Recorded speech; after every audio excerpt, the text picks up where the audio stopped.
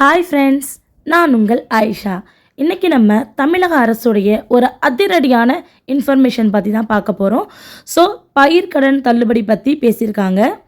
விவசாயிகளுக்கு அனைவருக்குமே ஒரு மகிழ்ச்சிகரமான ஒரு தகவல் அப்படின்னு கூட சொல்லலாம்.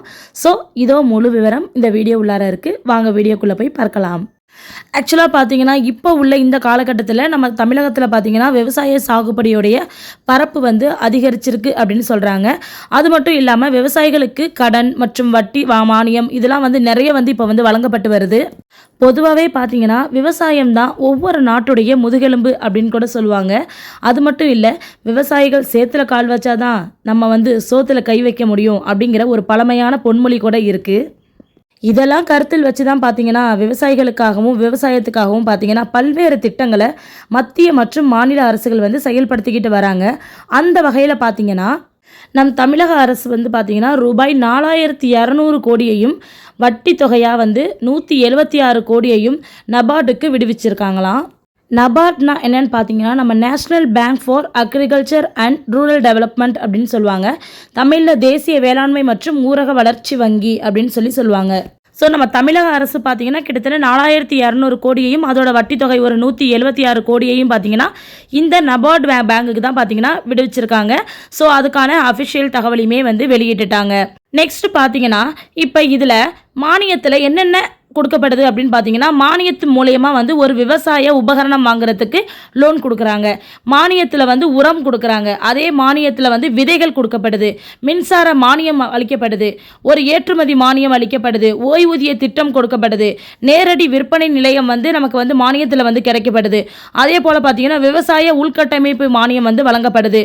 இப்படி பல திட்டங்கள் வந்து நடைமுறையில் இப்போ வரைக்குமே வந்து இருந்துட்டு தான் இருக்குது. இந்த திட்டங்கள் எல்லாமே பார்த்தீங்கன்னா சிறு பெரும் விவசாயிகள் எல்லாருக்குமே தான் அளிக்கப்படுது. ஆனால் பார்த்தீங்கன்னா ஒரு சிலருக்கு இந்த திட்டம் பற்றிய விவரங்கள் எதுவுமே வந்து வெளிவர தெரியறது கிடையாது. ஸோ அதனால் இந்த ஒரு வீடியோ அதை வெளிப்படையாக உங்களுக்கு எல்லாருக்குமே காட்டும் அப்படிங்கிற நம்பிக்கையில் தான் நான் இந்த வீடியோவை அப்லோட் பண்ணிட்டு இருக்கேன். நெக்ஸ்ட் பார்த்தீங்கன்னா குறிப்பாக வந்து கடன் மானியம் திட்டமும் வந்து செயல்படுத்தப்பட்டு தான் வந்துட்டு இருக்கு. ஸோ மானியத்தில் கடன் கூட வந்து வழங்கப்படுது. அந்த வகையில் பார்த்தீங்கன்னா விவசாயிகள் வந்து விவசாய கடன்கள் பெறும்போது கடனுக்கான வட்டி வந்து மானியமாக வந்து கொடுக்கப்படுது. இப்போ ஒரு எக்ஸாம்பிளுக்கு பார்த்தீங்கன்னா நம்ம ஒரு லோன் எடுக்கிறோம் அப்படின்னா அந்த லோன் வந்து அசல் தொகையாக மட்டும்தான் இருக்கும். அதுக்கான வட்டி தொகையும் சேர்த்து தான் நம்ம வந்து கட்டுற மாதிரி இருக்கும். ஆனால் இங்கே பார்த்தீங்கன்னா அந்த வட்டியை வந்து இவங்க மானியத்தில் கழிச்சிடுறாங்க. நம்ம அசலை மட்டுமே திருப்பி செலுத்துகிற மாதிரி ஒரு சூழல் வந்து ஏற்படுது. இதனால் பார்த்தீங்கன்னா விவசாயிகள் வந்து கடனை திருப்பி செலுத்துறதுக்கு ரொம்ப ஈஸியாக இருக்குது அப்படின்னு சொல்கிறாங்க. ஸோ விவசாயிகளுக்கு அடையாள அட்டை அப்படின்னு சொல்லிட்டு ஒரு அட்டை வந்து வழங்கப்படுது. ஸோ இதன் மூலமாக பார்த்தீங்கன்னா அரசு வழங்கக்கூடிய பல சலுகைகளை விவசாயிகள் வந்து எளிதாக வந்து பெறக்கூடிய ஒரு சூழ்நிலையை வந்து ஏற்படுத்தி கொடுத்துருக்காங்க நம்ம தமிழக அரசு. இது போன்ற பல திட்டங்கள் மட்டும் இல்லாமல் பார்த்தீங்கன்னா விவசாய கடன் தள்ளுபடி திட்டமும் வந்து செயல்படுத்தப்பட்டு தான் வந்துட்டு இருக்கு. ஸோ இது போன்ற பல்வேறு திட்டங்கள் காரணமாக வந்து பார்த்தீங்கன்னா இப்போ சாகுபடியானது ஒவ்வொரு வருஷமும் அதிகரிச்சுட்டே வருது அப்படின்னு சொல்கிறாங்க.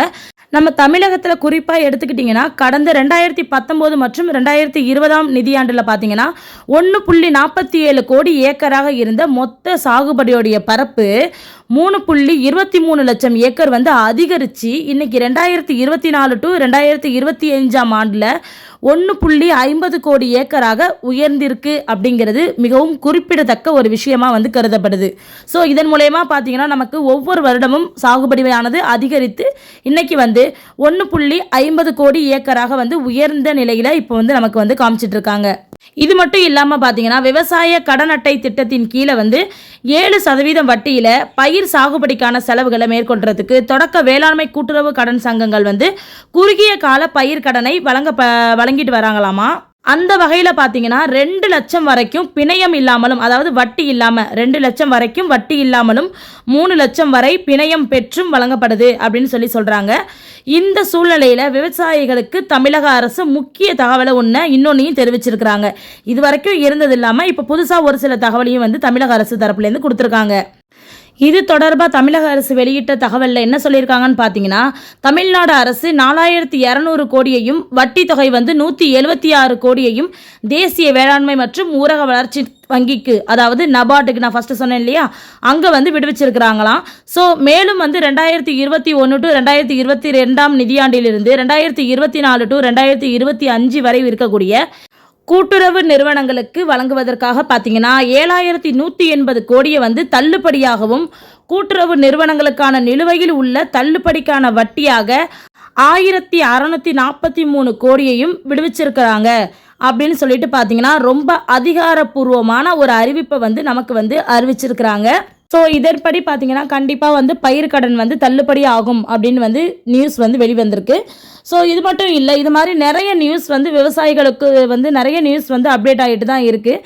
ஆனால் வந்து பார்த்தீங்கன்னா நிறைய நபர்களுக்கு வந்து இது மாதிரியான விஷயங்கள் வந்து தெரிய வரதே கிடையாது. ஒரு பெரிய தரப்பில் இருக்கக்கூடிய விவசாயிகளுக்கு மட்டுமே இது சம்மந்தமான விஷயங்கள்லாம் வந்து வெளிவரதே தவிர, அதை தவிர்த்து வந்து சிறு குறு விவசாயிகளுக்கு இது சம்மந்தமான இது மாதிரி கிடைக்கக்கூடிய மானிய கடனாக இருக்கட்டும், வேறு எந்த கடன் தொகையாகவுமே இருக்கட்டும், எதுவுமே வந்து அவங்களுக்கு வந்து சரிவர வந்து தெரியறதில்ல. ஸோ அவங்களுக்குலாம் இது எல்லாமே போய் சேரணும் அப்படிங்கிறத கருத்தில் கொண்டு தான் பார்த்தீங்கன்னா இந்த வீடியோவை நான் வந்து மேக் பண்ணியிருக்கேன். ஸோ இது போல் வேறு எந்த தகவல் வந்தாலும் கண்டிப்பாக நான் உங்களுக்காக அப்டேட் பண்ணுறேன். ஸோ அதுக்கு நீங்கள் நம்ம சேனலை சப்ஸ்கிரைப் பண்ணிவிட்டு பக்கத்தில் இருக்கிற பெல் ஐக்கானை டச் பண்ணி வச்சுக்கோங்க. இந்த தகவல் பார்த்தீங்கன்னா உங்களுக்கு பயனில்லாத தகவலாக கூட இருக்கலாம், ஆனால் அடுத்தவங்களுக்கு பயனுள்ள தகவலாக கூட இருக்க வாய்ப்பு இருக்குது. ஸோ அதனால் கண்டிப்பாக இந்த வீடியோவை ஷேர் பண்ணுங்கள். Okay, thank you, bye bye.